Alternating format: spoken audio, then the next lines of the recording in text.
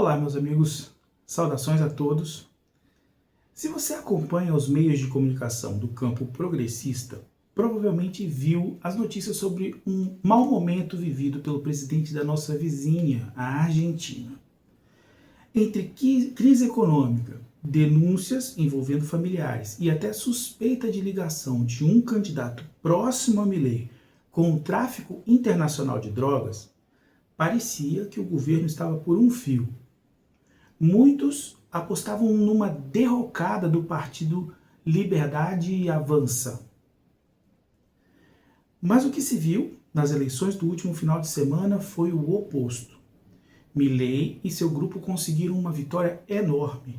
E com essas novas bancadas que obtiveram na Câmara e no Senado, tem uma força renovada até o final do seu mandato, podendo manter os vetos do presidente e mesmo barrar qualquer tentativa de impeachment. Nesse contexto, volta a circular aquele velho senso comum, né? O povo não sabe votar. Essa frase costuma aparecer quando o resultado das urnas não é o que esperávamos. Mas, na maioria das vezes, ela nos afasta da compreensão real do que aconteceu.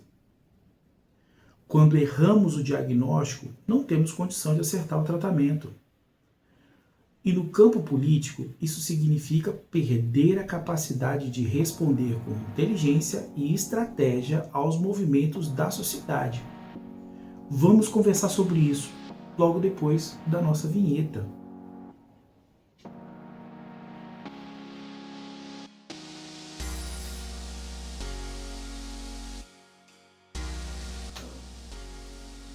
Antes de tudo, pessoal, quero agradecer a todos que acompanham o nosso canal. Peço que você deixe o seu like, o seu comentário, sempre de uma forma respeitosa, porque eu leio tudo. E isso ajuda a manter esse espaço para análise e reflexão. Agora, para entender o que está acontecendo na Argentina, precisamos voltar um pouco no tempo. Brasil e Argentina têm histórias que ocorrem quase em paralelo. Ambos foram colônias exploradas por potências europeias, conquistaram a independência em épocas próximas, desenvolveram economias agroexportadoras e viveram ditaduras militares em períodos semelhantes. E, claro, tiveram líderes políticos marcantes, como Juan Domingo Perón, lá na Argentina, Getúlio Vargas, aqui no Brasil, que frequentemente são comparados e rotulados de populistas, principalmente pelas elites que sempre tentam deslegitimar qualquer projeto de desenvolvimento nacional com inclusão social. Mas hoje as trajetórias se distanciaram bastante, especialmente no que diz respeito à economia. Enquanto o Brasil apresenta crescimento, inflação controlada, desemprego em queda e reservas internacionais acima de 350 bilhões de dólares, a Argentina vive praticamente o oposto. Alta inflação, desemprego crescente, aumento da desigualdade e uma falta crônica de dólares, que paralisa investimentos e sufoca o comércio exterior. Por que isso aconteceu? Bem, existem várias causas, mas uma delas, e que ao meu ver é central, é a forma como cada país lidou com a sua dívida pública. O boom das commodities. Nos anos 2000, o crescimento acelerado da China criou uma enorme demanda por commodities, soja, minério, petróleo e outros tipos de alimento, o que elevou os preços internacionais e trouxe um ciclo de prosperidade para a América do Sul. Tanto o Brasil quanto a Argentina se beneficiaram dessa fase. Mas o que cada país fez com essa oportunidade foi muito diferente.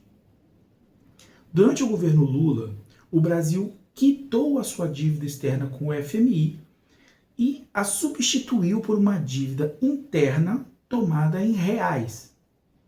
Além disso, aproveitou os excedentes das exportações para acumular reservas internacionais em dólar. Essa mudança estratégica teve efeitos profundos e trouxe vantagens importantes, dentre as quais eu vou citar. Primeiro, menor vulnerabilidade cambial. O Brasil deixou de ser refém do dólar. Uma desvalorização da moeda nacional já não aumentava automaticamente o valor da dívida. Segundo, maior autonomia econômica. O país ganhou liberdade para fazer a sua política fiscal e monetária sem precisar da aprovação de credores externos. Em terceiro, a segurança obtida com reservas internacionais. As reservas em dólar funcionam como um colchão de segurança, permitindo enfrentar crises globais sem o risco de colapso. E quarto, maior estabilidade macroeconômica. Com menor risco de crises e do balanço de pagamentos, o Brasil passou a ser visto como um país confiável para investidores e capaz de planejar políticas de longo prazo. De forma resumida, essa foi uma reforma silenciosa, mas decisiva. O Brasil se blindou contra choques externos e conquistou uma margem de manobra para pensar o próprio futuro. A Argentina, infelizmente, por outro lado, manteve sua dívida atrelada ao dólar, uma moeda que ela não controla. Quando o dólar sobe, o custo da dívida explode. Para pagar, o país precisa de mais empréstimos, o que o deixa ainda mais dependente do FMI. Um ciclo vicioso que mina a soberania e aprofunda a vulnerabilidade. O contexto da vitória de Milei. É nesse contexto que podemos entender melhor como o Partido Liberdade Avança conseguiu vencer e se manter no poder, mesmo cercado de crises e denúncias. Na minha opinião, 3 fatores ajudam a explicar esse fenômeno. O primeiro, interferência estrangeira e dependência financeira. A dependência da Argentina em relação ao dólar a torna vulnerável não só economicamente, mas politicamente. Nas vésperas da eleição, os Estados Unidos, interessados em conter a influência da China na América do Sul, anunciaram um pacote de 20 bilhões de dólares em ajuda. Mas com um recado claro: novos aportes somente viriam se Milei fosse vencedor nessas eleições. Em um país que precisa desesperadamente de dólares para pagar as importações e manter o Estado funcionando, isso não é apenas uma ajuda internacional. É uma forma direta de interferência no processo democrático, reforçando a dependência e desbalanceando o jogo eleitoral. Além disso, o FMI, que há décadas dita as condições dos empréstimos argentinos, impõe sempre o mesmo receituário: corte de gastos, redução de salário, privatizações e abertura irrestrita ao capital estrangeiro. Ou seja, mais vulnerabilidade e menos autonomia. O segundo ponto é o desgaste social causado pela inflação. O segundo fator é o cansaço da população diante da inflação persistente. Décadas de perda de poder de compra corroeram o tecido social argentino e a confiança nas instituições. Mesmo que de forma pontual e questionável, Milei conseguiu reduzir os índices inflacionários. E para quem vive a instabilidade todos os dias, sem saber se o salário de hoje vale o mesmo amanhã, qualquer melhora é percebida como uma conquista. Essa sensação de alívio imediato foi explorada politicamente. Muitos argentinos associaram essa redução a um sinal de competência ou de coragem para fazer o que outros governos não fizeram.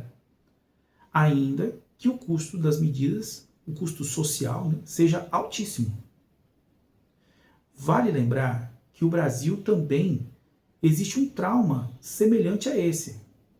As décadas de hiperinflação deixaram marcas profundas e até hoje esse medo do dragão da inflação molda comportamentos econômicos, decisões de voto e até a forma como um cidadão enxerga o papel do Estado. Em terceiro lugar, eu chamaria a apatia política. Talvez esse seja o mais preocupante. Muitos eleitores argentinos deixaram de acreditar que as opções disponíveis representavam alternativas reais. A abstenção neste pleito foi a maior em 40 anos. O peronismo, principal força de oposição, perdeu capacidade de se apresentar como um projeto transformador, sendo derrotado mesmo dentro da província de Buenos Aires, onde historicamente fez o seu reduto.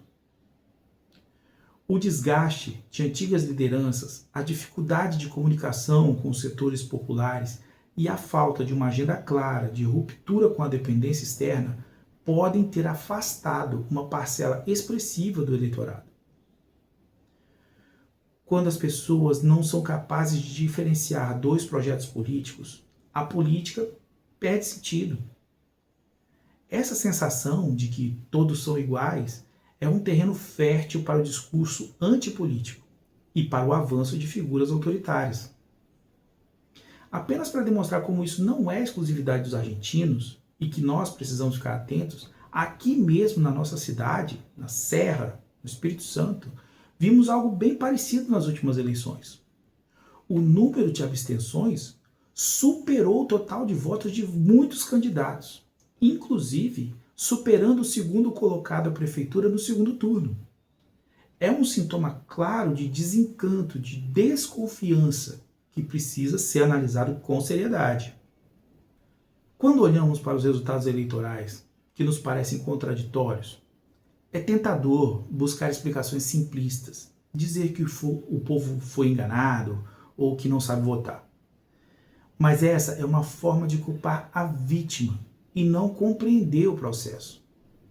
A verdade é que o voto nunca é um ato isolado.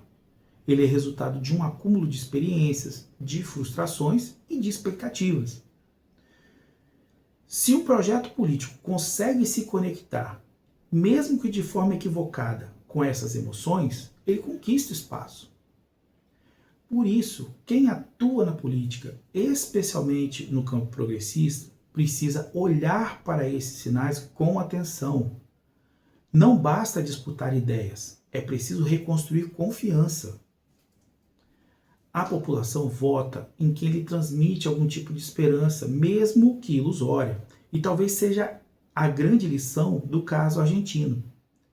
Sem um projeto claro de soberania, estabilidade e futuro, o desespero ocupa o lugar da esperança. E nesse vazio, qualquer discurso simples, ainda que enganoso, parece convincente. Estamos nos aproximando de um novo ano eleitoral no Brasil. Quem pretende transformar a realidade precisa deixar de lado preconceitos e respostas fáceis. É hora de ouvir, compreender e agir com estratégia, porque a democracia se defende, antes de tudo, com lucidez e com presença.